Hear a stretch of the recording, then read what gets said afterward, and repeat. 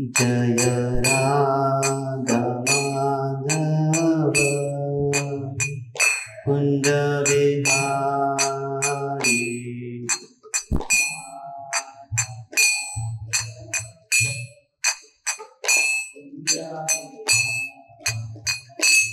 जय राधा माधव कुंज बिहारी।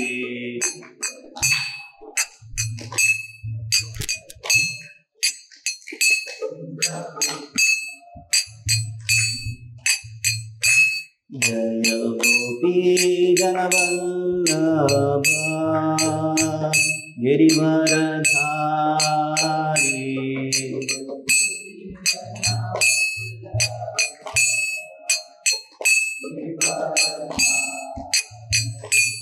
जय गोपी जनवल्लभ गिरिवरधारी।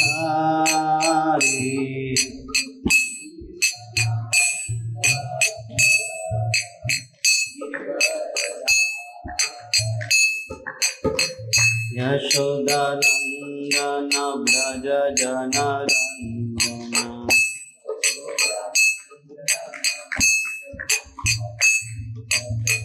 यशोदानंदन व्रज जनरंजन।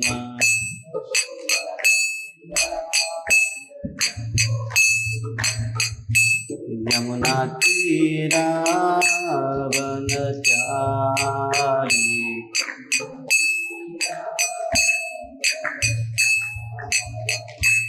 यमुना तीरावनचारी।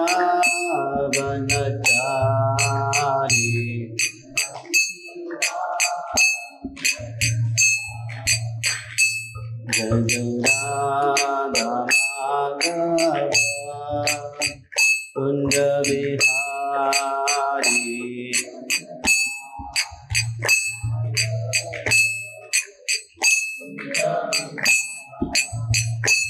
जय गोपी जनवल्लभ गिरिवरधारी।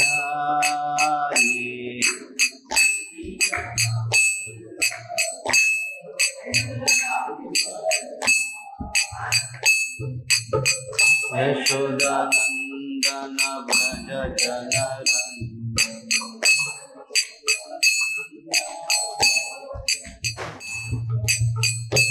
यमुना तीरावनचारी।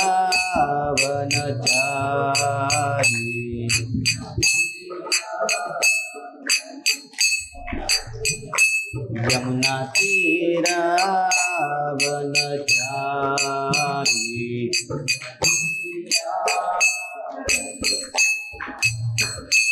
जय राधा माधव कुंज बिहारी।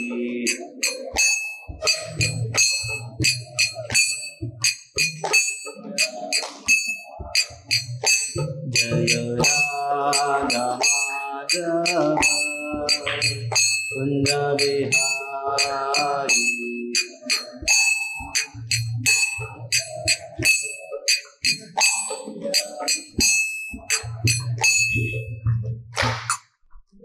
ओम ज्ञानतिमिरन्धस्य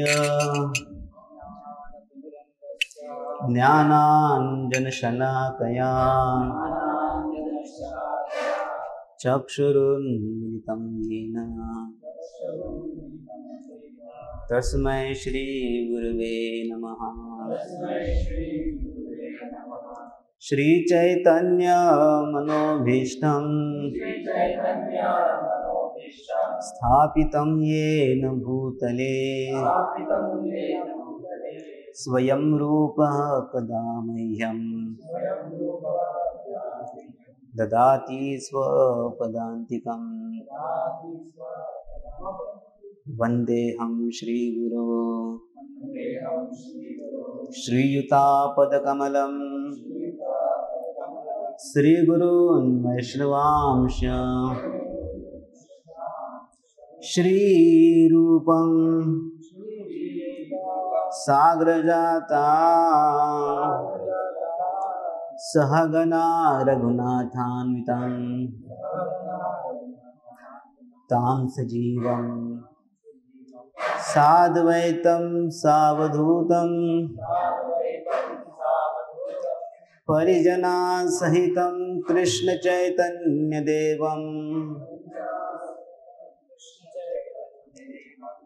श्रीराधा कृष्णपादान् सहगणललिता श्रीविशाखान्वितांश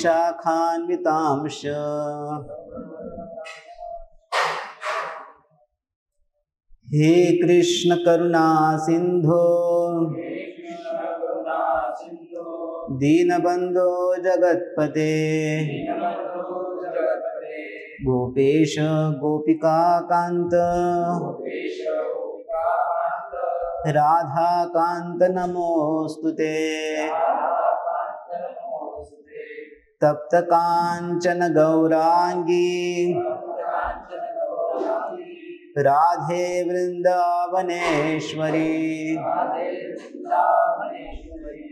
वृषभानुसुते देवी प्रणमामि हरिप्रिये वाञ्छाकल्पतरुभ्यश्च कृपा सिन्धुभ्येव च पतितानां पावनेभ्यो वैष्णवेभ्यो नमो नमः। नमो विष्णुपादाय कृष्णपृष्ठाय भूतले श्रीमते भक्तिवेदांत स्वामिन् इति नामिने। नमस्ते सरस्वती देवे गौरवाणी प्रचारिणे निर्विशेष शून्यवादी पाश्चात्य देशतारिणे। जय श्री कृष्ण चैतन्य प्रभु नित्यानंद श्री अद्वैत गदाधर श्रीवासादि गौर भक्त वृंद। हरे कृष्णा कृष्णा कृष्णा हरे हरे हरे राम राम राम हरे हरे। एवरीवन हरे कृष्णा कृष्णा कृष्णा कृष्णा हरे हरे हरे राम राम राम हरे हरे। लाउडर हरे कृष्णा कृष्णा कृष्णा कृष्णा हरे हरे हरे राम राम राम हरे हरे। प्रविश्य वाच मां प्रसुप्तां संजीवयति अखिलशक्तिधरस्वधाम्ना अन्यां च हस्तचरणश्रवणत्वगादीन् प्राणान्नमो भगवते पुरुषाय तुभ्यम्।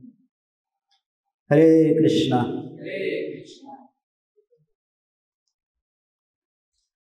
मराठी हिंदी हरि बोल। मराठी और हिंदी मराठी।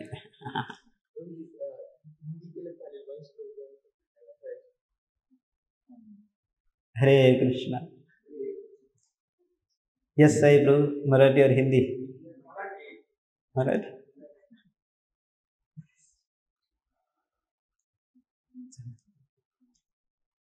तर आज आपण कृष्ण जन्माष्टमी साजरी करत आहोत।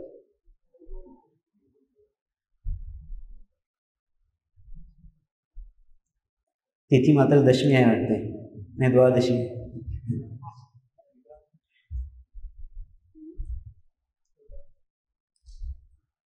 तर भगवंत जे आहेत श्री प्रभुपादांच्या कृपेने आपण जेव्हा भक्त एकत्र येतात, जेव्हा भक्त एकत्र येऊन कीर्तन करतात, भगवंताचं स्मरण करतात, त्यावेळेस भगवंत अवतरित होतात. नारद मुनी एकदा गेले होते भगवंतांना विचारायला की आपण कुठे राहता. त्यावेळेस भगवंत त्यांना सांगतात, नाहं तिष्ठामि वैकुंठे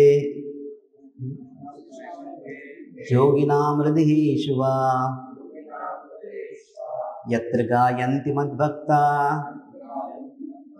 तत्र तिष्ठामि नारद. तर भगवंत म्हणाले की मी वैकुंठमध्ये राहत नाही, ना कोणत्या योगींच्या जे ध्यान करतात हृदयामध्ये भगवंताचं, त्यांच्या हृदयामध्ये राहतो. तर मी जिथे भगवंताचे भक्त एकत्र येऊन भगवंताचं कीर्तन करतात, भगवंताचं स्मरण करतात, तिथे मी वास करतो. तर मग तो तिथी असो की न तिथी असो. तर भगवंताचा अवतार द्वापर युगाच्या शेवटी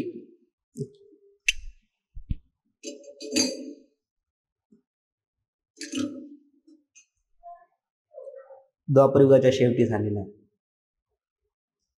तर भगवंत आलेत आणि भगवंतांनी जसं भगवद्गीतेमध्ये सांगितलेलं आहे की यदा यदा हि धर्मस्य ग्लानिर्भवति भारत अभ्युत्थानम अधर्मस्य तदात्मानं सृजाम्यहम्. भगवंतांनी अवतार घेतला आणि अवतार करून काय घेतलं तर दुष्टांचा नाश केला.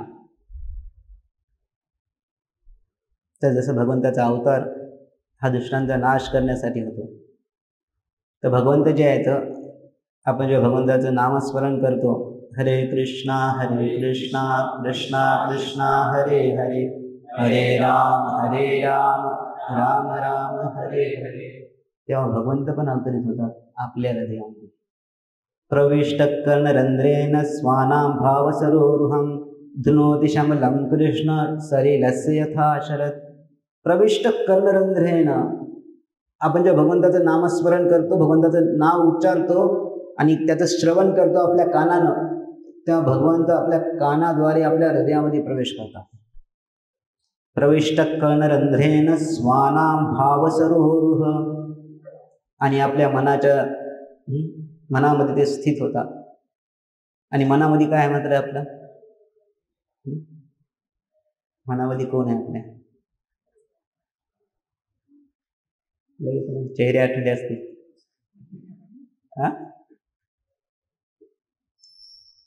तर भगवंताचा चेहरा येत नाही मनामध्ये, मनात दुसरे चेहरे येतात, म्हणून त्याला थोडं साफ करावं लागतं. धुनोति शमलं कृष्ण सलिलस्य यथा शरत्. आधीसारख्या योगांना दुसऱ्याच्या मनातलं काय ते पण कळत होतं. सुदैवानं कलियुगामध्ये ती शक्ती नाही आहे, तर चांगलं आहे. तर भगवंत काय करतात, धुनोति शमलं कृष्ण सलिलस्य यथा शरत्. जसं आता पावसाळा चालू आहे, पावसाळ्यामध्ये सगळे तलाव, सगळे पाण्याचे सरोवर सर्व गढूळ होतात है ना. पावसाळ्यात जे पाणी असते साचलेलं सरोवरांमधलं, ते सगळं गढूळ असते. पण पावसाळा झाल्यानंतर शरद ऋतूचं आगमन होते आणि शरद ऋतूमध्ये पाऊस थांबतो आणि सर्व पाणी जे आहे ते शांत होते आणि सर्व जे गढूळता आहे, जे धूळ जे आहे ते खाली बसते आणि सर्व पाणी स्वच्छ होते. त्या प्रकारे भगवंत आपल्या कानाद्वारे, आपण भगवंताचं जेव्हा नाव घेतो तेव्हा प्रवेश करतात आणि आपलं हृदय जे आहे, जे मन जे आहे त्याला स्वच्छ करतात आणि शरद ऋतूतल्या पाण्यासारखं एकदम स्वच्छ करतात. तर मग हा मळ कोणता आहे, तर अनर्थांचा. अनर्थ म्हणजे जे आपल्याला हवे नाही आहेत, जे आपण आणि भगवंताच्या मध्ये बाधा निर्माण करतात, त्याला अनर्थ म्हणतात. कृष्ण जन्म झाल्यानंतर लगेच कंस कंस कोण होता? कोण होता? कृष्णाचा.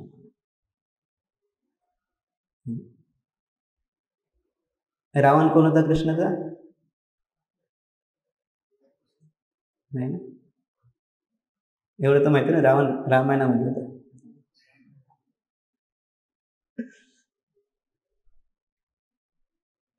तर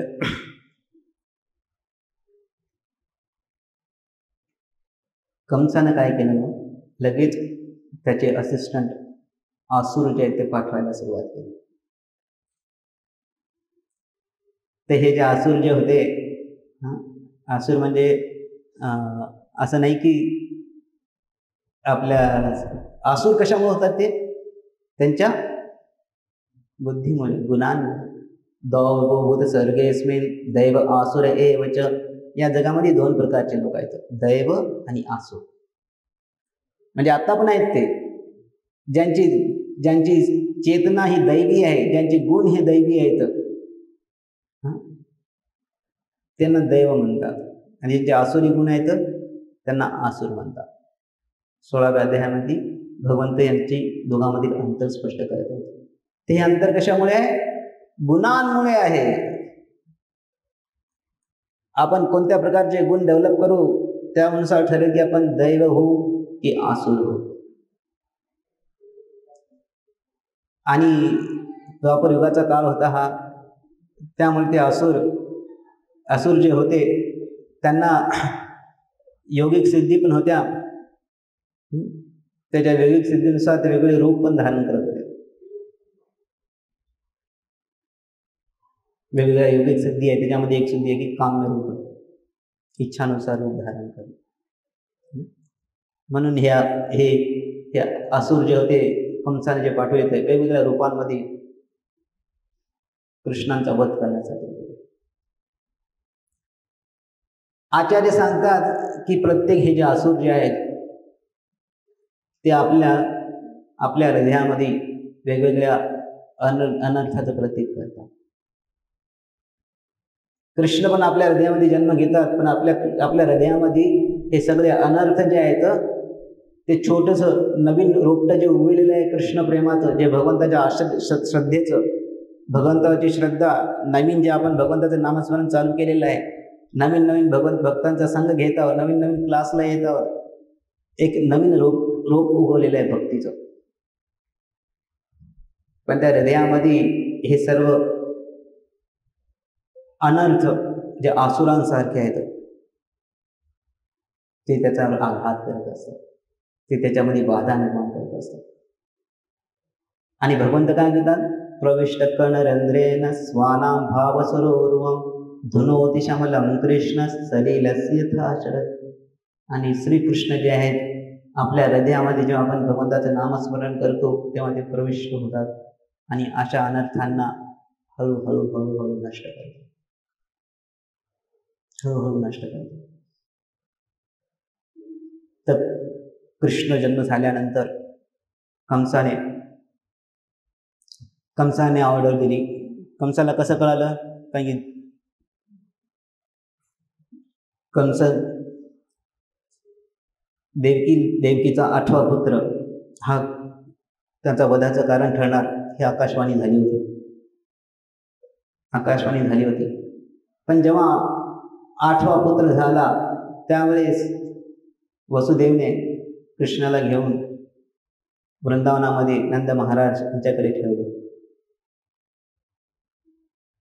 आणि तिथं त्यांची जी मुलगी होती त्या मुलीला घेऊन वापस तिथं आले. ती दुर्गा होती. आणि कंस जेव्हा आला तेव्हा बघितलं की अरे इथं मुलगा नाही तर मुलगी जन्मली.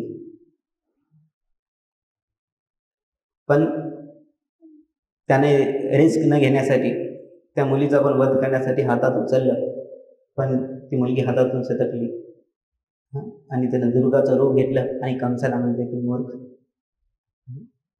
तुझा जो घात करणार आहे, तुझा जो वध करणार आहे तो कुठेतरी जन्मला. दुर्गांच्या शब्दावर त्याचा विश्वास होता. त्याला वाटलं की ठीक आहे कोणीतरी असेल. वापस जेव्हा सभेमध्ये आला तर सभेमध्ये आल्यानंतर त्याचे सगळे जे सभासद होते ते पण आसुरी स्वभावाचे. त्यांनी त्यांना सजेशन दिलं की टेन्शन घेऊ नका, मागच्या 10 दिवसामध्ये जेवढे पण बालक जन्मलेले असतील त्या सगळ्या बालकांचा आपण वध करतो. आणि मग तिथून त्यांनी एक स्पेशल मिशनवर पूतना नावाच्या राक्षसीला पाठवलं. पूतना बालघातकनी, जी छोट्या मुलांचा वध करत. जनरली असुर जे असतात त्यांची प्रवृत्ती असते हिंसेकडे. ते हिंसेमध्ये पण जो कोणी पुरुषांची हिंसा करतो तो एक क्रूर आहे, पण त्यामध्ये पण स्त्रीची हिंसा करतो तो त्याहून जास्त क्रूर आहे. आणि कोण बालकांची हत्या करतो तो त्याहून अधिक क्रूर आहे. म्हणजे पूतना किती क्रूर होती, जी नवजात बालकांचं हिंसा करायची. तर ही जी आहे पूतना वृंदावनामध्ये आली आणि तिनं काय केलं होतं, एका सुंदर गोपीचं रूप घेतलं. आता वृंदावनामध्ये यायचं तर थोडीच राक्षसाच्या रूपामध्ये आलं, कोणी जाऊ देईल का कृष्णाजवळ. एक सुंदर गोपीचं रूप घेतलं होतं. आपल्या स्तनाला तिने विष लावलं होतं आणि सरळ घरामध्ये, नंद महाराजांच्या घरामध्ये गेली आणि सर्व गोपीजना वाटलं की थोडी सुंदर स्त्री आहे, कोणीतरी लक्ष्मी किंवा कोणीतरी उच्च स्त्री आहे, म्हणून तिला कृष्णाचं दर्शन घेण्यासाठी सरळ थेट प्रवेश देण्यात आला. आतमध्ये गेल्यानंतर तिने कृष्णाला आपल्या मांडीवर घेतलं आणि कृष्णाने जसं पूतनाला बघितलं की डोळे बंद केले. तर डोळे का बंद केले याच्यावर आचार्य वेगवेगळे कारण देतात. ते म्हणतात की अरे कृष्णानं पूतनाला बघितलं आणि डोळे बंद केले. विचार केला अरे पहिल्या राक्षसाचा वध करायचा, ते पण स्त्रीचा. म्हणून त्यांना इच्छा झाली. म्हणतात की अरे कृष्णानं डोळे बंद केले कारण की आपण आपल्या मनातलं काय आहे ते आपल्या चेहऱ्यावर येते, पण चेहऱ्यावर पण थोडंफार लपू शकेल, पण डोळ्यामध्ये दिसते. तर भगवंताला वाटलं की अरे आता मला हिला मारायचं आहे, कदाचित माझे डोळे बघितल्यावर तिच्या लक्षात आलं, ती घाबरते, मग भगवंताने डोळे बंद करतो.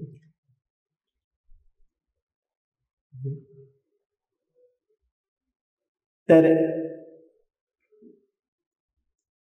भगवंतानी डोळे बंद केले. तर आणि पूतनानं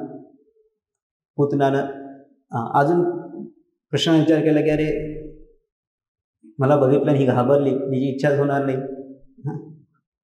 काळ रूप माझं बघितलं. तर पूतनानं कृष्णाला विष मिश्रित दूध पाजलं. भगवंताने आधी दुधाचं ग्रहण केलं, नंतर विष पण पिलं आणि नंतर भगवंताने तिचं पूर्ण प्राणहरण केलं. जेव्हा प्राणहरण होऊ लागलं त्यावेळेस वेदना झाल्या आणि मग तिचं जे डुप्लिकेट जे रूप होतं ते टिकू शकलं नाही आणि मग ती आपल्या ओरिजिनल राक्षसी रूपामध्ये आली आणि नंदभवनामधून बाहेर पडत येऊन एका कंसाच्या मोठ्या वाटिकेवर कोसळून पडली आणि तिचा मृत्यू झाला तिचा. तर आचार्य सांगतात की ही पूतना जी आहे, आणि भगवंतांनी काय केलं माहिती आहे, भगवंतांनी तिला भगवद्धामामध्ये स्थान दिलं. का?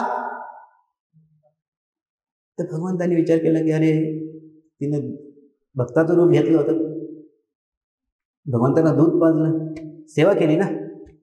तर भगवंत म्हणतात की तिने भक्ताचं रूप घेतलं होतं आणि माझी सेवा केली, भगवंतांनी तेवढंच ग्रहण केलं आणि तिला भगवद्धामामध्ये स्थान दिलं. पण आचार्य सांगतात हे जे पूतना जी आहे ते जसं दूध जे आहे, दूध चांगलं आहे, पण ते दूध जेव्हा विषासोबत मिश्रित असते त्यावेळेस ते हानिकारक ठरते. त्याच प्रकारचं कृष्णाची सेवा करायची, पण ती कृष्णाची सेवा जी आहे, कृष्णाचं श्रवण जे आहे, जे आपण मिश्रित झालेलं असेल, कृष्ण कथा ही दुधासारखी आहे, पण त्या दुधामध्ये जर विष मिश्रित असेल तर ते पण अपायकारक ठरते. अवैष्णव मुखोद्गीर्णं पूतं हरिकथामृतं श्रवणं नैव कर्तव्यो सर्पोच्चिष्ट यथापय.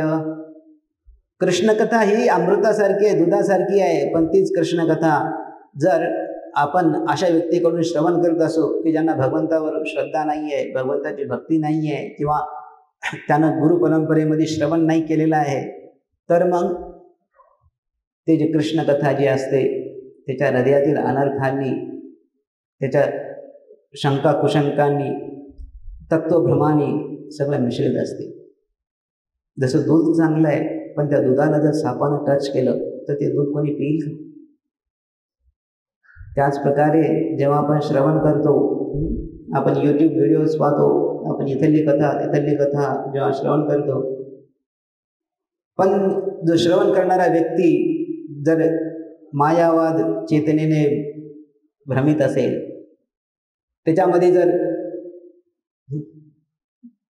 जर भौतिक इच्छा असतील, एकदा पाश्चात्य देशामध्ये भक्तांनी कीर्तनाचा कार्यक्रम अरेंज केला होता. ते सगळे फॉरेन डेव्हटेज होते, तर त्यांना वाटलं की आपण काही कार्यक्रमासाठी त्यांनी बंगालवरून काही कीर्तनीय आणले होते. एकदम पूर्ण कीर्तनाचा सेट आणला होता आणि ते कीर्तन करत होते. त्यांनी कीर्तन झाल्यानंतर प्रभुपादांना विचारलं, पहिली वेळेस शास्त्रीय कीर्तनकार आणले होते, तर प्रभुपादांना नंतर भक्तांनी विचारलं की प्रभुपाद आपल्याला कसं कीर्तन वाटलं? तर ते म्हणजे कीर्तन कुठं होतं, तिथं सगळं पैसा पैसा पैसा ऐकू लागलं मला. प्रभुपाद म्हणे मला फक्त पैसा पैसा पैसा ऐकू लागलं. त्यांची चेतना जी होती ती पैशासाठी होती. तर भगवंताचं नामोच्चारण करताना ज्या चेतनेने नामोच्चारण होते त्याच चेतनेचं बी आपल्या हृदयामध्ये रोवल्या जाते. त्यामुळे आपण कोणाकडून श्रवण करायलो, जर आपण एंटरटेनमेंटसाठी हरिकथा ऐकत असो, करणारा जर एंटरटेनमेंटसाठी करत असेल तर आपल्या मनात कोणतं बी पेरलं जाईल? एंटरटेनमेंट. जर हरिकथेचा उद्देश जर पैसा असेल तर तुमच्या मनामध्ये बी कोणतं पेरलं जाईल? पैसा. तर हरिकथा जी आहे, करणारा जो आहे तो जर मायावत चेतनेने भ्रमित असेल, म्हणजे मी आता तर भक्ती करेल, नंतर मात्र भगवंत स्वतः होणार, ही चेतना है ना. अशी जर चेतना असेल तर आपल्यामध्ये बी कोणतं जाणार? मायावाद येतो. म्हणून कोणाकडून श्रवण करायलो, आजकाल यूट्यूबमध्ये तर कुठं स्लिप झालं करणार नाही, but we have to be very careful. नाहीतर आपल्यामध्ये जे भक्तीचं, जे शुद्ध भक्तीचं बी रिजायच्या ऐवजी त्याच्यासोबत एक विषारी पदाचं बी रोवलं जाते. तरी पण काही ना काही लाभ होतोच. काही भगवंत म्हणतात की ठीक आहे, कुठंतरी नाव घेतलं, काहीतरी केलं, नाही, पण ते शुद्ध नाही आहे. तर भगवंत पूतनेचा वध केला, तर भगवंत जे आहे आपले जेव्हा हरनाम घेतो, आपण श्रवण करतो, त्यावेळेस भगवंत हा अनर्थ नष्ट करतात. पूतना ही त्या अनर्थाचं प्रतीक आहे. त्यानंतर त्यावेळेस कृष्ण किती दिवसाचे होते? 6 दिवसाचे होते. काही जण म्हणतात की कृष्ण जे आहेत ना, त्यांनी योग केला आणि नंतर भगवंत झाले. 6 दिवसाचा मुलगा कोणता योग करणार? म्हणून भगवंत हे शाश्वत भगवंत आहेत, आधी आता नंतर. भगवंत ही कोणती अशी पोस्ट नाही की मी आज काही केलं आणि कोणती एंट्रन्स क्रॅक केली आणि भगवंत झालं. त्यानंतर एकदा मोठा उत्सव होता वृंदावनामध्ये, आणि सर्व उत्सव म्हणलं तर खूप काही सामान असते, तर खूप काही व्यवस्था होती, आणि एक बैलगाडी होती. त्या बैलगाडीमध्ये खूप काही मोठमोठाले भांडे भरून ठेवले होते, आणि कार्यक्रम होता, तर म्हणून कृष्णाला त्या बैलगाडी खाली झोपविलं. छोटे मुलं असतात ना, तर त्यांना त्या बैलगाडी खाली झोपविलं. एकदम लहान होते ते, त्यांना उलटच जास्त जास्त उलट होत होते ते.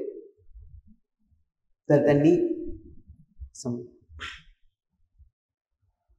त्यांनी कृष्ण तिथं बसलेले असताना शकट म्हणजे बैलगाडी, आणि एक दुसरा असुर होता, त्याचं नाव होतं शक्टासूर. तर हा जो सूक्ष्म शरीराचा होता, म्हणजे घोसली बॉडी म्हणतात ना, भूतासारखं ते, ज्याला ग्रॉस बॉडी नाहीये, ग्रॉस शरीर नाहीये, पण सूक्ष्म शरीर आहे, मन बुद्धी अहंकार आहेत असं शरीर. तर त्या भूतासारख्या शरीराने म्हणतात घोसली बॉडी. त्याने त्या शकट रूपामध्ये त्याच्यावर त्यानं त्याला पकडलेलं म्हणता येईल. तेव्हा कृष्णाचं एक छोटंसं चरण जे आहे, त्यांनी हळूच त्या बैलगाडीला जेव्हा लागलं, तर बैलगाडी पूर्ण आकाशात उडाली आणि सगळीकडे ते भांडे वगैरे इस्तव्यस्त झाले, तर आणि तिथे शकटासुराचा वध झाला. ते सगळेजण आले तरी जाऊन, सर्व गोपी झाल्या, तर यशोदा वगैरे, त्याने बघितलं बापरे, सुदैवाने कृष्ण वाचले, तर काही एवढी बैलगाडी इकडे तिकडे पलटली, पण त्याच्या खालीच कृष्ण होते. ते सगळे गोपांनी सांगितलं की अरे त्यांचाच पायाला लागलं, त्यांनीच पायाला मारलं.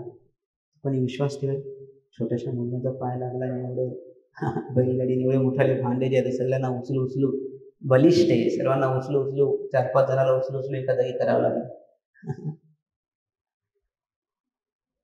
तर हे भूतासारखं जे अनर्थ जे आहे, तो अनर्थ म्हणजे आहे आपला बॅड हॅबिट्स. आपल्या ज्या वाईट सवयी असतात, ते आपल्या जसं भूतानं पकडलेला व्यक्ती असतो ना, त्याचं स्वतःवर नियंत्रण नसते, है ना, त्याचं स्वतःवर नियंत्रण नसते. तो काय बोलतो, काय करतो, त्याचं शब्द पण कधी कधी बदलतात, आवाज पण बदलतो कधी कधी, है ना. तर त्याच प्रकारे जे ॲडिक्शन्स असतात, ज्या आपण वाईट सवयी लावून घेतलेल्या आहेत, ज्या आपण वाईट आपल्या खूप काळ बनवलेल्या वाईट सवयी आणि ॲडिक्शन्स, ते त्या भूतासारखे असतात, जे आपल्या इच्छेविरुद्ध आपल्याकडून कार्य करून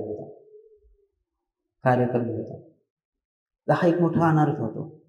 जरी आपल्याला इच्छा असेल की सकाळी लवकर उठायचं, जरी आपल्याला इच्छा असेल की कार्यक्रमाला यायचं, जरी आपली इच्छा असेल की भक्तांचा संग करायचा, पण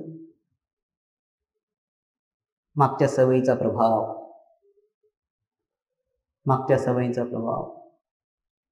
जण काही भूतानं पछाडल्यासारखं आपल्याला. तर भगवंत जे आहे ते आपल्या हृदयामध्ये प्रवेश करून हळूहळू त्याचा नाश करतो. हळूहळू एक एक सवय बदलायला लागते. हळूहळू जे आपण स्ट्रगल करत आहोत, ते स्ट्रगल कमी व्हायला लागते, राईट. पण त्यासाठी आपल्याला भगवंतांना आपल्या हृदयामध्ये बोलविणं गरजेचं आहे. म्हणून जे आपण नामस्मरण करतो, जे चॅन्टिंग करतो, जे काही आपण प्रण घेतलेलं आहे, 4 माळा 8 माळा, जे काही आपण ठरविलेलं आहे, ते करणं म्हणजे रोजच्या रोज भगवंतांना आपल्या हृदयामध्ये घेऊन येणं, आणि मग वाट पाहणं. असं तर नाही एका दिवसात सगळे अनर्थ गेले, ते सगळे राक्षस कृष्ण एका दिवसात नाही मारले, एक एक एक एक एक एक एक एक एक एक एक एक राईट. त्याच प्रकारे आपण रोज जेव्हा भगवंताचं चिंतन करू, हळूहळू एक एक एक एक एक एक जो अनर्थ आहे तो नष्ट होतो, आणि आपण पाहतो पण आपल्यामध्ये परिवर्तन होत आहे. आपण अनुभव करू शकतो, पण काही काळानंतर दुसरे पण अनुभव करतात. म्हणतात अरे काय झालं तुला, एकदम मंदिरात जायला पाहिजे, पण असं थोडी काय रोजच्या रोजच जायचं, दर्शन घेऊन यायचं, 2-2 घंटे काय करतोस तिथं. तर ही सवय जी आहे का, एक तर भूतासारखे आपल्याला पछाडतात. पण आपण भगवंतांना संधी देऊ आपल्या हृदयामध्ये प्रवेश करून, मग भगवंत हळूहळू त्या सवयीला, वाईट सवयीला नष्ट करतात. तर त्या असुराचं नाव काय आहे, शकटासूर. पहिलं कोण होतं, पूतना कशाचं प्रतीक आहे, हा, तर पूतना जे आहे ते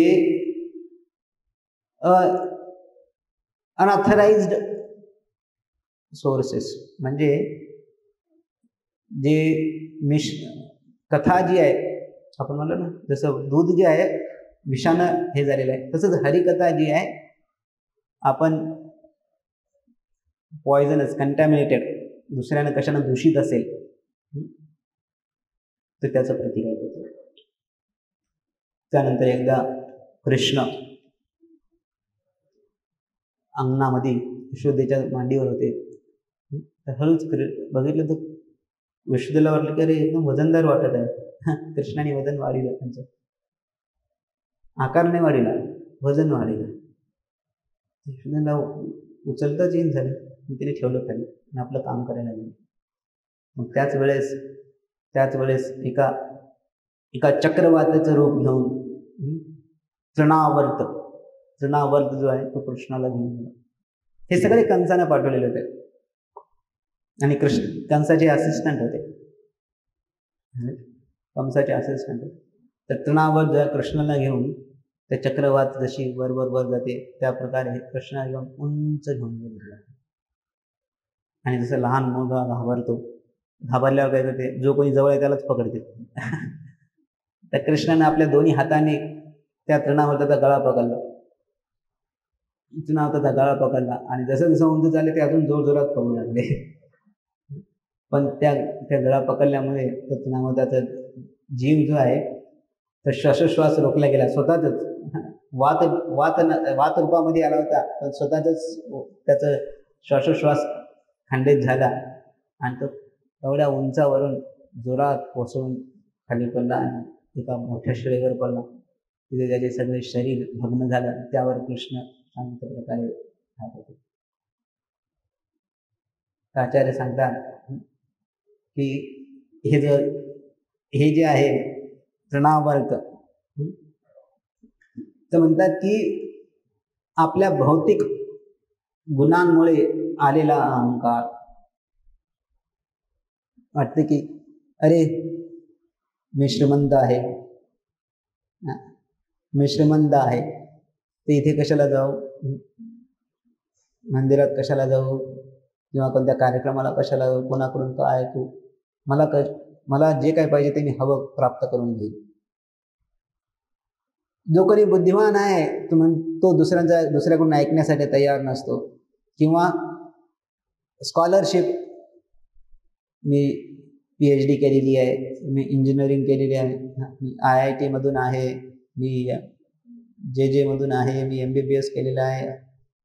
जशा जशा डिग्र्या वाढत राहतील तसं काय होणार आहे, नुसता अहंकार वाढणार आहे. बस शिकलं की घरी शेती करणं होत नाही. शिक्षण झाल्यानंतर घरी बसून राहील, पण घरच्या शेतामध्ये कधी जाणार नाही, घरच्या दुकानावर कधी बसणार नाही. तर आपल्या अर्जन केलेल्या या भौतिक गुणांचा आणि या डिग्र्यांचा अहंकार ते बाधा ठरतं भक्तीसाठी. राईट, वाटते की मी मोठा आहे. हे जो मोठापण आहे, भौतिक मोठेपण आहे ना, ते भौतिक जगत असं आपल्याला फुगविलं आणि फुगत जाते. मोठं करते, नंतर काय होते, फुगा फुटतो. नंतर फुगा नंतर फुटतो आणि नंतर की कळते की अरे हे सगळं मोठ्यापणाच्या डिग्र्या होत्या. सगळा जो मोठापण होतं, पहिली गोष्ट त्याच्यावर दुसरे मोठे तिथं बसलेले आहेत, ते नम्र करतात. पहिली तर किती पण तुम्ही मोठं व्हा, त्याच्यावर कोणतरी बसलेलं आहे. नाहीतर मग असं काय होते, एवढं चांगलं एंट्रन्स देतात, IIT मध्ये जातात आणि IIT मध्ये आत्महत्या करतात किंवा तिथं फ्रस्ट्रेट होतात. असं का होतंय मग, कारण तिथं त्याच्यावर मोठे बसलेले आहेत. तर हा जो फुगा आहे तो नंतर फुटून जातो. तर भक्तीमध्ये पण आपण जर आपल्या भौतिक धारणा घेऊन आलो तर आपण नम्रता नसते, मग ऐकू शकत नाही. आपला मित्र कोणी बोलत असेल तर वाटते तुला काय माहिती आहे, मला जास्त माहिती आहे, ऐकू शकत नाही आपण. ती आपल्याला बाधा ठरते, ती आपल्या भक्तीमध्ये बाधा ठरते. आपले दोष कोणी सांगू शकत नाही. मग आपले जर कोणी दोष सांगितलेच नाही तर कशी सुधारणा होईल आपल्यामध्ये? कशी सुधारणा होईल आपल्यामध्ये? जर आपल्यामध्ये सुधारणा करायची असेल तर आपल्याला कोणाकडून तरी ऐकावं लागेल, कोणीतरी आपले दोष सांगू शकत असेल. आणि तो कधी सांगू शकेल? ज्यावेळेस आपल्यामध्ये नम्रता असेल. म्हणून हा भौतिक गुणांचा जो अहंकार असतो, मोठेपणाचा जो हा मोठेपणा आहे. ऍक्च्युली अहंकार हा मोठेपणा जो असतो तो आपला बाधा ठरतो. चणावतासारखा आपल्याला नुसतं वर वर वर घेऊन जातो. हा, डिग्रीमध्ये म्हणा, पैशामध्ये म्हणा, मनामध्ये म्हणा, मान वाढत जातो, पैसा वाढत जातो, डिग्री एज्युकेशन वाढत जाते. तसं तसं हा तृणावर्तासारखा आपण वर वर जातो. पण हळूहळू सगळे फुगे फुटल्यासारखे फुटत राहतात आणि पुन्हा जमिनीवर आपटल्यानंतर काहीच राहत नाही.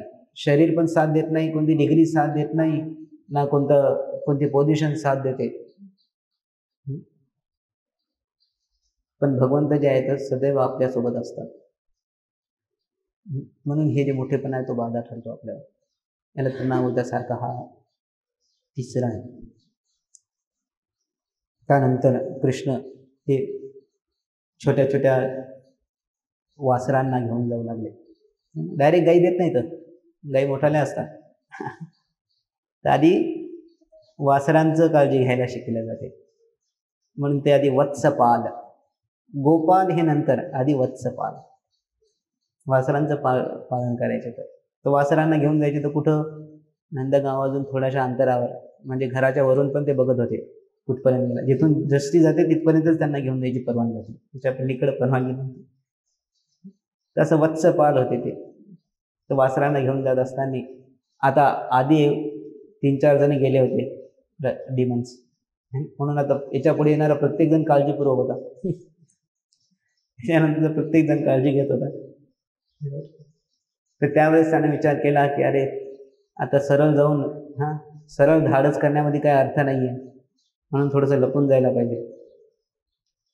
म्हणून त्याने एका वासराचं रूप घेतलं, छोट्या वासराचं रूप घेतलं आणि त्या वासरांमध्ये ते जाऊ लागले. तर कृष्णाने बलरामनं बघितलं की हे नवीन वासरू आहे. हे नवीन वासरू आहे, आपल्या लिस्टमधलं नाही आहे. तर कृष्णाने त्याचे दोन्ही पाय पकडलेत आणि त्यांना फिरून त्या वत्सासूर, त्याचं नाव काय होतं? वत्सासूर, त्याचा वध केला.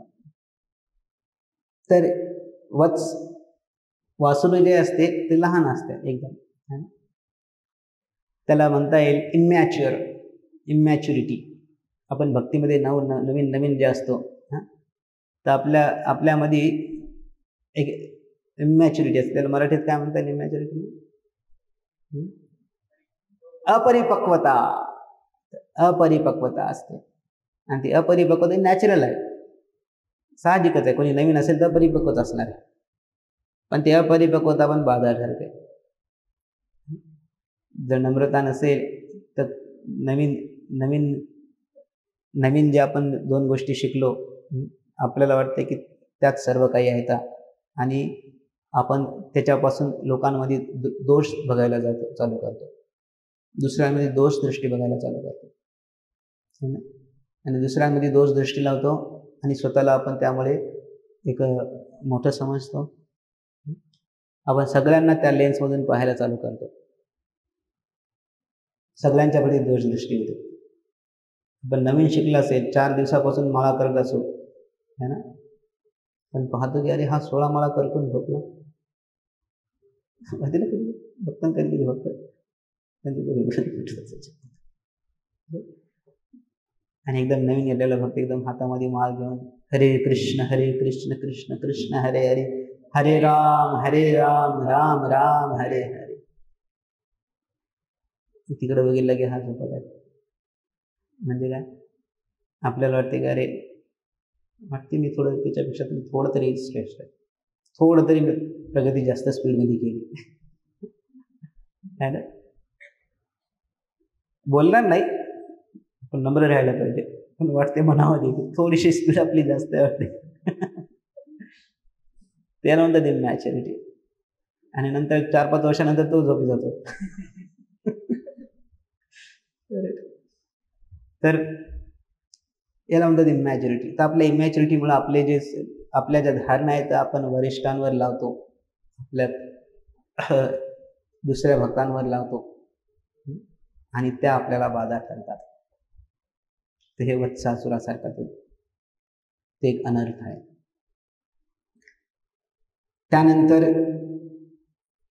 त्यानंतर जो असुर पाठवला होता त्याचं नाव होतं बकासूर. तर तो मोठ्या एका बगळ्याच्या रूपामध्ये आला होता. बगळा काय करतो माहिती आहे? बगळा पाण्यावरनं माशा खातो, पण त्याच्या आधी काय करतो तो? ध्यान लावून बसतो. बघितलं? एका पायावर उभा राहतो, हालत नाही, डुलत नाही, जणू काही ध्यान लावल्यासारखं ध्यान करतो तो. समोरून माशा येतात जातात, काही खात नाही. बघितलं तुम्ही? छोट्या छोट्या माशा येतात, त्याला काही करत नाही, तो येऊ देतो, जवळ येऊ देतो माशी. आणि जेव्हा मोठी माशी जवळ आली की लगेच तिच्यावर अटॅक करतो. तर बकासूर हे डुप्लिसिटी.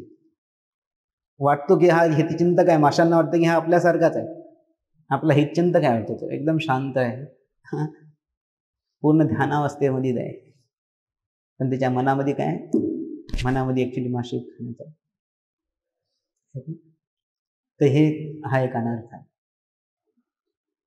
तर जर आपण भक्ती करत असू, भक्तीमध्ये आतमध्ये आपल्या इच्छा वेगळी असेल, इच्छा तर असू शकते अनर्थ रूपामध्ये, पण भक्तीचा उद्देश तो नसायला पाहिजे. लक्षात?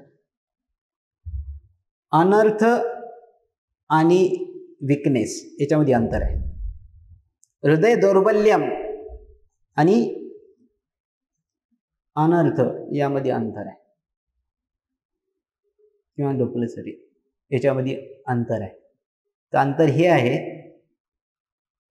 की हृदय दौर्बल्यामध्ये त्याच्या मनामध्ये तेवढी शक्ती नसल्यामुळे तू त्याला बळी पडत आहे, हे त्याचं विकनेस आहे.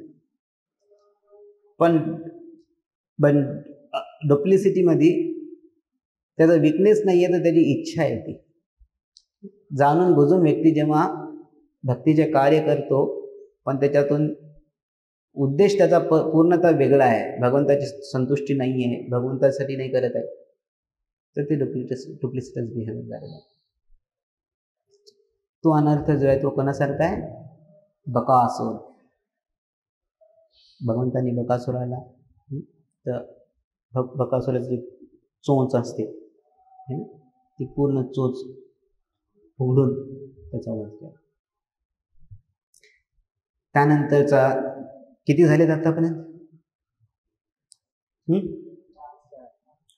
पहिलं होतं पूतना. पूतनेपासून काय शिकलो आपण?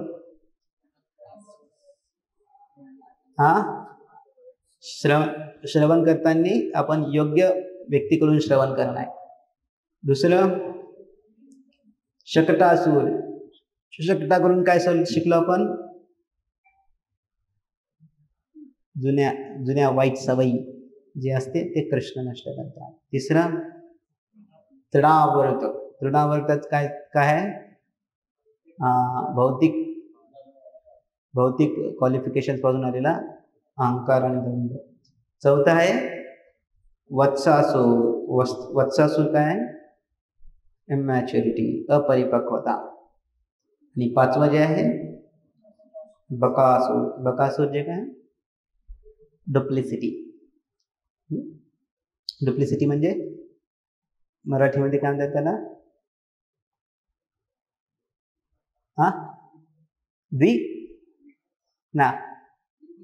दुर्बलता नाही, त्याला विकनेस म्हणतात. डुप्लिसिटी म्हणजे काय म्हणतात? कपटपणा. त्याला कपटपणा. कपट आणि दुर्बलतामध्ये अंतर आहे. कपट हे जाणून बुजून केले जाते, दुर्बलता हे इच्छा नसताना होते. या दोघांमध्ये अंतर आहे. ठीक.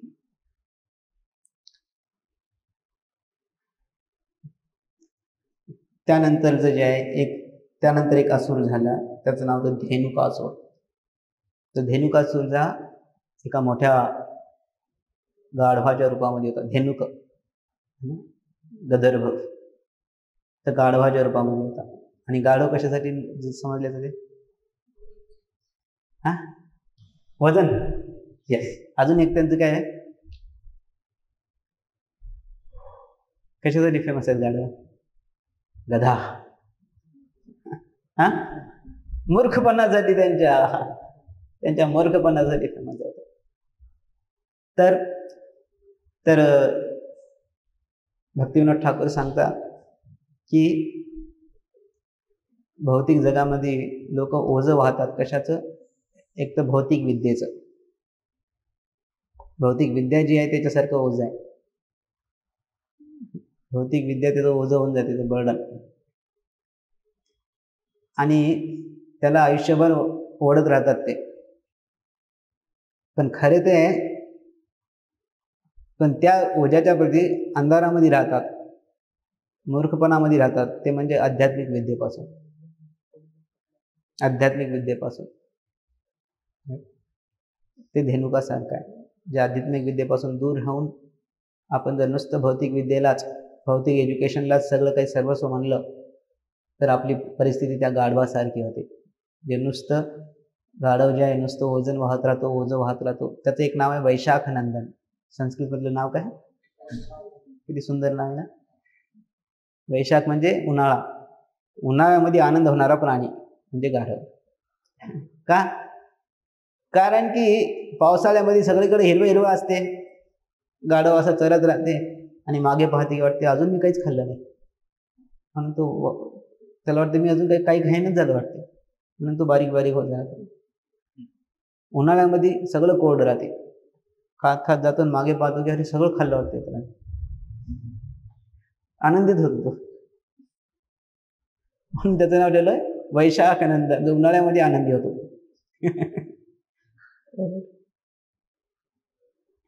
तर आपली गत त्या गाढवासारखी होऊन जाते. मग ignorance of spiritual knowledge and burden of material knowledge. त्यानंतर एक असुर झाला प्रलंबासूर. खूप महत्वाचं. त्याची तुलना भक्तिविनोद ठाकूरांनी काम वासनेशी केलेली आहे. तर काम वासनेची तुलना केलेली आहे. खूप मोठं चॅलेंज आहे. पूर्ण जगच आपल्याला सांगत आहे की एन्जॉय, हेच त्याचं लक्ष झालेलं आहे. लहानपणापासून म्हातारपणापर्यंत की कशा प्रकारे आपण काम वासनेची हे करावं, परिपूर्णता करावी, हेच आयुष्याचं लक्ष दाखवलेलं आहे. पण बंबार्डमेंट, ॲडव्हर्टाईजची सगळीकडे ॲडव्हर्टाईजमध्ये काम वासनेला उत्तेजन देतात, पण त्याची अपॉर्च्युनिटी काही देत नाही कुठेच. वय तुमचं होते 7 वर्ष, 10 वर्षापासून चालू होते बंबार्डमेंट, आणि लग्न होते 35व्या वर्षी. म्हणजे 20 वर्ष सफरिंग, 20 वर्ष तो त्रस्त असतो. आधीच्या काळामध्ये त्यांचं 15-20 वर्षामध्ये लग्न होऊन जायचं, डोक्यातून निघून गेलं. लग्न झालं कोणी विचार करते, तुम्ही बघितलं कोणी गृहस्थात विचार करतात, त्याचं सेकंडरी कोणी, आपण घरी एवढे वाहत राहतो, कोणाच्या डोक्यात असते त्याचं जस्ट मॅटर ऑफ फॅक्ट, जीवनाचं एक पार्ट. पण तरुण पिढी सगळं त्यांचं तरुणाई त्याच्यामध्येच चालली, त्याच विचारांमध्ये, काम वासनेच्या विचारांमध्ये. पूर्ण वेळ त्याच्यामध्येच बरबाद होतो. ना करिअर विचार करतो, ना काही त्याची स्वतःसाठी काही करण्याचा विचार करू शकतो, काहीच करू शकत नाही. तो एका हँडिकॅप व्यक्तीसारखा त्याची गत होऊन जाते. हँडिकॅप व्यक्तीसारखी गत होऊन जाते त्याची. तर लोकांना जेव्हा ब्रह्मचर्याचं सांगितलं जाते तर त्यांना वाटते बाप रे कसं शक्य आहे. अरे ब्रह्मचर्याच्या ऑपोजिट तुम्ही पूर्ण टेम्पटेशनवर जगत आहात. स्टिम्युलेशनवर जगत आहे ना. जसं ड्रग्सचं इंजेक्शन घेतल्यावर कसा व्यक्ती राहतो तसं सगळ्यांचं जीवन झालेलं आहे.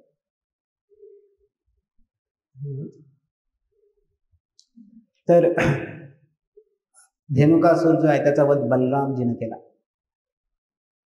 कृष्णाने नाही केला, बलरामजीने केला. का? बलरामजी हे गुरु तत्व आहे, गुरु आहे तो गुरुचं कर्तव्य आहे.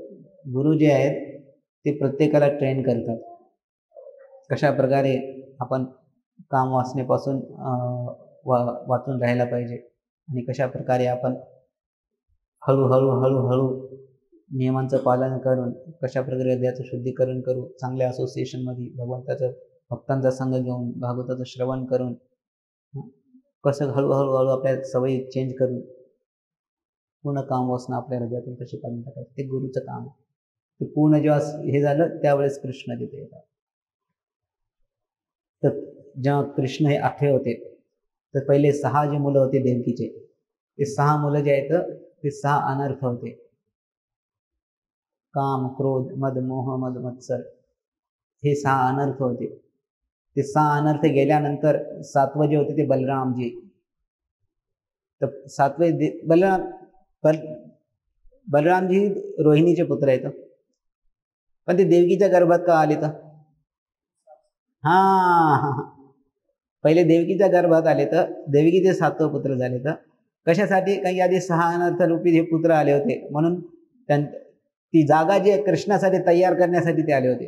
गर्भ जे आहे ते कृष्णासाठी तयार करण्यासाठी आले होते.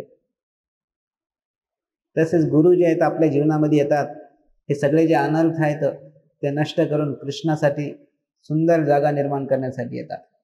तर गुरुच्या मार्गदर्शनाखाली जेव्हा आपण भक्तीचं आचरण करतो, प्रॅक्टिस करतो, तर मन शुद्ध होते आणि अशा सुंदर झालेल्या जागेवर मग कृष्णाचा नित्य वास होतो. वृंदावरणं प्रतित्यज्य पदमेकं न गच्छति. तर वृंदावनासारखं जेव्हा आपली चेतना होते, जेव्हा हृदय जे निर्मळ होते, वासुदेव म्हणजे ज्याचं हृदय वासु, देव म्हणजे शायनिंग, चमकणार, ज्याचं हृदय एवढं शुद्ध आहे, जे चमकणारं शुद्धता आहे, अशा शुद्ध हृदयामध्ये कृष्णाचा जन्म होतो. तर हे काय गुरुचं कर्तव्य आहे. म्हणून आपण गुरुच्या मार्गदर्शनाखाली जेव्हा आपण भक्ती करू, प्रॅक्टिस करू, त्यावेळेस आपलं हृदय बनते. आपण जेव्हा सेवा करू, जेव्हा आपण सेवा करतो तर त्यावेळेस आपल्या हृदयाचं शुद्धीकरण होते. कारण की सेवा जी आहे आपण काहीच भेटत नाही, सेवेमधून तर काही भेटत नाही, पण पैसा भेटत नाही, उलट शिवी भेटेल कोणी काही चूक केली तर, है ना. काही चूक केलं तर कोणीतरी बोलेल पण तरी पण आपण ती सेवा करतो, त्याची जबाबदारी घेतो. सेवेमध्ये जसे जसे आपण जबाबदारी घेतो तसं आपलं हृदयाचं शुद्धीकरण होत राहते. काही ज्याचं हृदयाचं शुद्धीकरण झालं की त्याची स्थिरता येते सेवेमध्ये, त्याला समजते की सेवा भगवंताच्या संतुष्टीसाठी आहे. आज जन्माष्टमी आहे, तर जन्माष्टमी सगळ्यांना सेवा असेल काही ना काही. पण या जन्माष्टमीमध्ये आपण जी सेवा करत आहोत, तर आपण सेवा करत आहोत, पण बाहेरच्या दृष्टीने आपण भगवंताचे सेवक आहोत. भगवंताचे सेवक म्हणजे भगवंताचे आहोत, पहिले हे लक्षात घेणं गरजेचं आहे. आपण कोणाच्या घरी गेलात आणि तिथं जो सेवक असतो तो पण कोणाचा आहे? त्या व्यक्तीचा आहे ना. त्या व्यक्तीशी त्याचा संबंध आहे. त्यानं चूक केली, कोणाची चूक आहे ती? व्यक्तीची. तुम्ही सारखा सेवकाची चूक आहे ना, तिथं तुम्ही त्या व्यक्तीची झाली ना. त्याच प्रकारे आपण इथं भगवंताचे सेवक म्हणून आहोत. प्रत्येक जो व्यक्ती येत आहे तो भगवंताचा गेस्ट आहे, आणि भगवंताच्या तर्फे आपण त्यांची सेवा करत आहोत. म्हणजे आपण जे बोलतो, आपण जे करतो, त्याचा सरळ संबंध ते कोणाशी लावणार? भगवंताशी लावणार.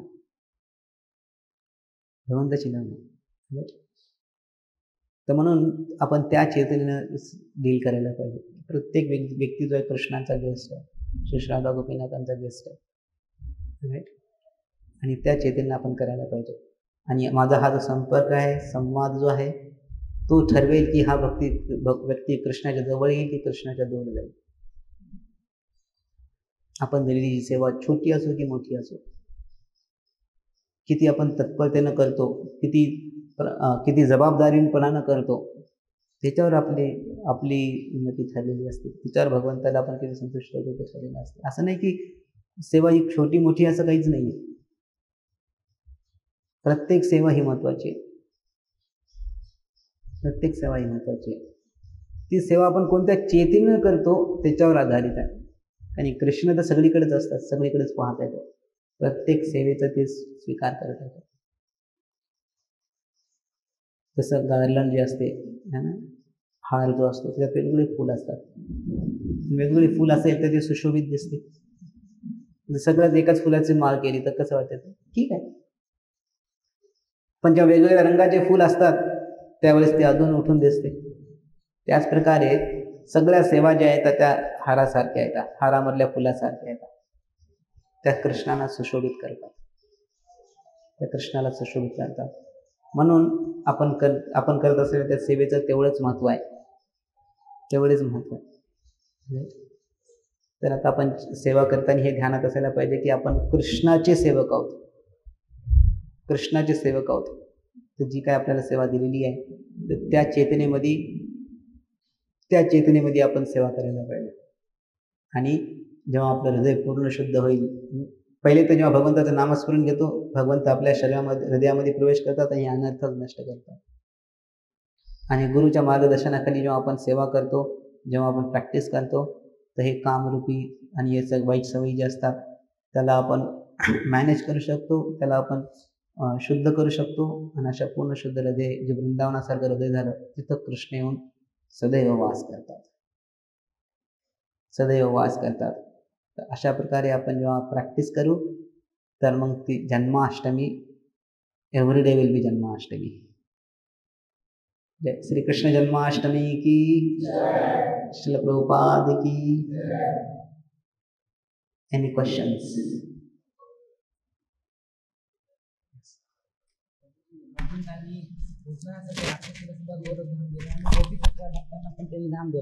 तर दोघांना पण त्यांनी सेमच केलं. म्हणजे गोपी एवढे उच्च स्तराचे भक्त होते तरी पण त्यांना भगवंतांनी काही स्पेशल असून दिलं नाही. प्रश्न समजला नाही? तर म्हणे की पूतना एवढी राक्षसी होती, तिला गोलोक धाम दिलं. आणि गोपी जेवढे महान भक्त होत्या त्यांना पण गोलोक धाम दिलं. मग काय दोघांना सारखंच दिलं? अरे काय विशेष?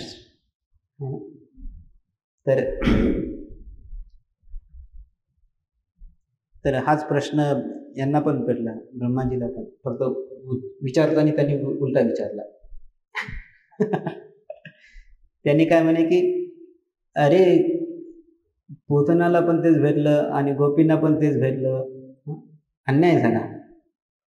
तर ब्रह्माजी पण तेच विचारतात, म्हणतात की अरे राक्षस, पूतनासारखे राक्षसाला वृंदावनामध्ये तुम्ही जागा दिली, मग गोपींना तुम्ही काय देणार? हे विचार करूनच माझं डोकं फिरत आहे, असं ब्रह्माजी म्हणे.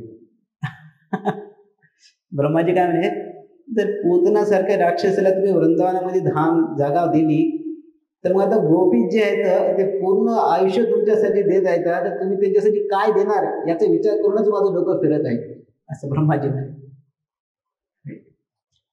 तर फरक कशामध्ये असतो?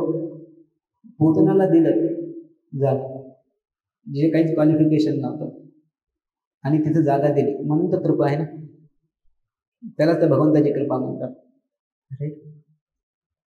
दुसरं, अनुभवामध्ये फरक असतो, अनुभवामध्ये फरक असतो. लक्षात घ्या. आता तुम्हाला जेव्हा कृपा करायची तर तुम्हाला लगेच करोडपती केलं, ग्रेट धरा. लगेच करोडपती केलं, तरी पण जो संबंध आहे तो व्यक्ती जो आहे, व्यक्तीची भावना जी आहे तशीच राहते. लक्षात. तर त्यांना तिथं घेऊन गेलं तर, पण तिथं गेल्यानंतर काय होणार, ट्रेनिंग होणार, बाकीच्या गोपींना देवभक्ती भक्तांना भक्ती त्यांच्याकडून ते हळूहळू हळू शिकत राहणार. अपॉर्च्युनिटी फुल दिली, पण तिथे त्यांना डेव्हलप करणं असतं. म्हणून आपण जेव्हा म्हणतो प्रेम कुमार्थो महान, आपण म्हणतो ना आपलं ध्येय काय आहे, प्रेम. म्हणजे नुसतंच वैकुंठाला गेलं म्हणजे भगवत धामामध्ये केलं म्हणजे प्रेम पूर्णतः आलं असं नाहीये. सुरुवात झाली का एंट्री क्वालिफिकेशन आहे ते, पण तिच्या वलीकडे पण 6 स्टेज आहेत. प्रेमाच्या वर पण 6 स्टेज आहेत, ते तिथं डेव्हलप होतं. अजून काही प्रश्न आहे का? वृंदावनमध्ये असुरांना का प्रवेश दिला? भगवंतांनी असुरांना वृंदावनामध्ये का प्रवेश दिला?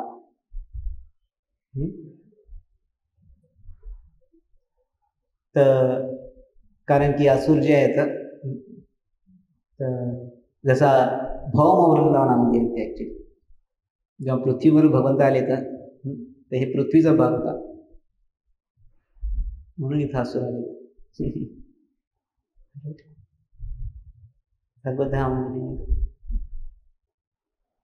सर्वांनी होत असेल तर सर्व संध्याकाळी धोती कुर्तावर या ना.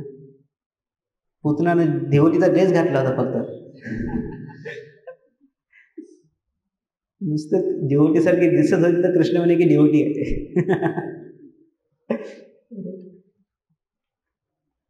So we should try.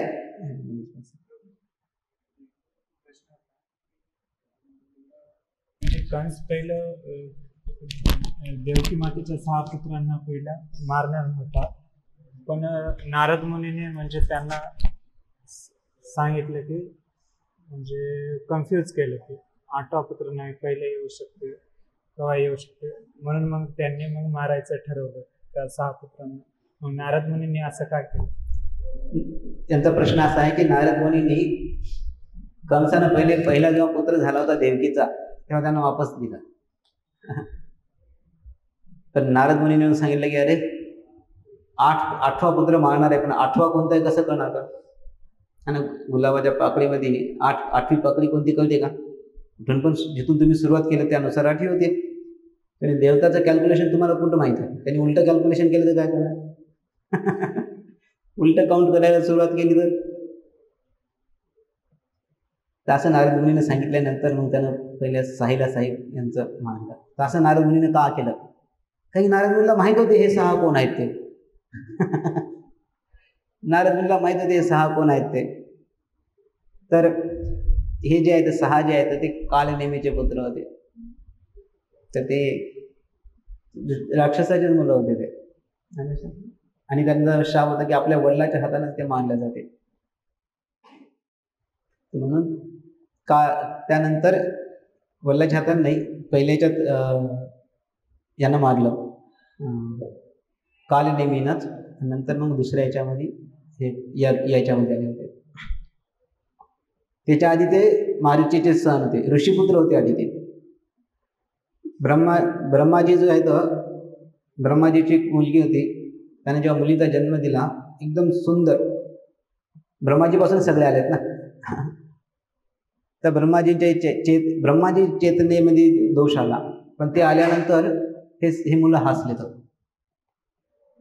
6. तर मरीची ऋषी म्हणे अरे बाबा ब्रह्माजी कोण आहेत तुम्हाला माहिती नाही आहे.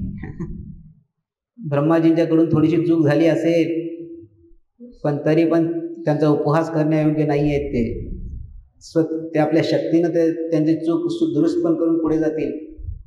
पण या 6 जणांनी त्यांचा उपहास केला म्हणून ते लगेच असुर योनीमध्ये जन्म देतात. मग तेच आधी कालनेमीचे पुत्र म्हणून आले तर, आणि त्याच्यानंतर मग ते देवकीचे 6 पुत्र म्हणून जन्म देतात. ठीक आहे, ओके. आला प्रश्न त्यांचा? काय प्रश्न? हरे कृष्णा प्रभु जी, दंडवत प्रणाम। हम अगर विनम्र रहते हैं तो लोग हमारा ज़्यादा फायदा उठाते हैं। और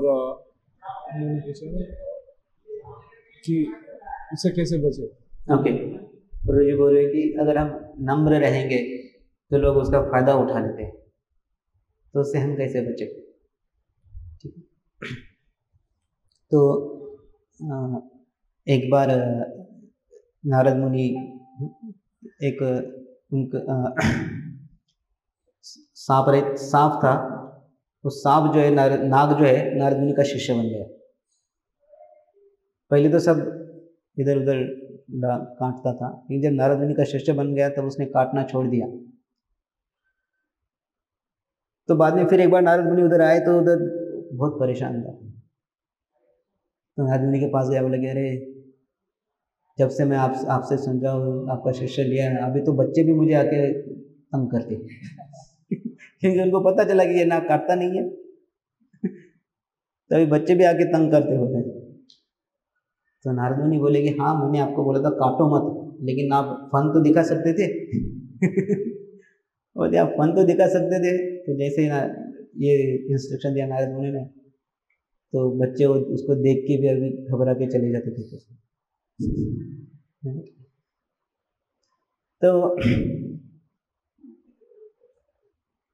तो उसी प्रकार तो हम नम्र रहना चाहिए, लेकिन इसका मतलब ये नहीं है कि हम उसका प्रतिकार नहीं कर सकते या फिर हम कुछ उसका स्टेप्स नहीं ले सकते, ऐसा उसका अर्थ नहीं है। दूसरा ये है कि 3 प्रकार के लोग रहते हैं, भक्त, एक सामान्य और द्वेषी। ठीक है, जो भक्त रहते हैं उनके सामने हम सदैव नम्र रहना चाहिए। जो द्वेषी है उनके सामने नम्रता का कुछ आवश्यकता नहीं है, उसके सामने तो क्रोध बताया गया है, क्रोध भक्त द्वेषी जने। हनुमान जी नम्र नहीं थे उधर जब कल लंका गए थे। तो नम्रता अर्थ ऐसा नहीं कि सब जगह पे नम्रता, तो नम्रता जो है भक्तों के संग में नम्रता। इवन जो सामान्य जन है, बालिश यानी निरपराध जन जो है, उनमें भी नम्र रहना चाहिए।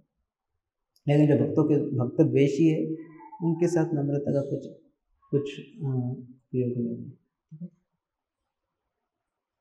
तो अगर हम नम्र रहेंगे तो हमें पता भी चलेगा किस समय पे हम अपना कैसा व्यवहार करें।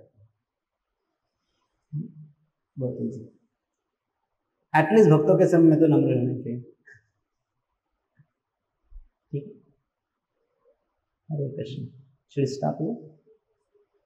जय श्रील प्रभुपाद की जय। हरे कृष्ण।